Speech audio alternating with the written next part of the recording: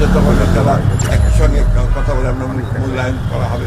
এবং আমি মনে করি যে কোনো সমস্যা থাকবে না। আমরা অত্যন্ত আশাবাদী যে যারা আন্দোলন করেছেন এই সরকারের আমাদের সেই বিগত ফ্যাসি সরকারের বিরুদ্ধে তাদেরকে যথাযথভাবে একসাথে ঐক্যবদ্ধ করে আমরা নির্বাচনে অংশ নিতে পারবো। এমনকি যারা অন্য খান থেকে অন্যান্য দলগুলো বা জোটকে যারা করবেন তারা সবাই গণতন্ত্রের যে স্পিরিট সেটাকে সঙ্গে নিয়ে এবং একটা নিরপেক্ষ নির্বাচন হিসেবে আমাদের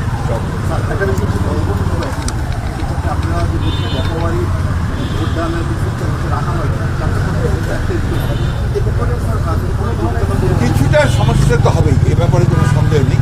তা মনে হয় যে যদি আমরা এই বিষয়গুলো নিয়ে সবাই কাজ করি তাহলে সেগুলোকে আমরা উঠাতে সক্ষম।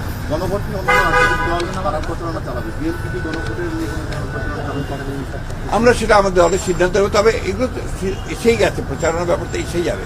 আমরা তো আমাদেরই প্রস্তাব ছিল একই দিনে গণভোট এবং আপনার নির্বাচন অনুষ্ঠান হোক। এটা তো এখন আপনাকে বলা যাবে না। এটা তো আমরা আমাদের মধ্যে আলোচনা করেই আমরা ভোটারদের কাছে যাবো।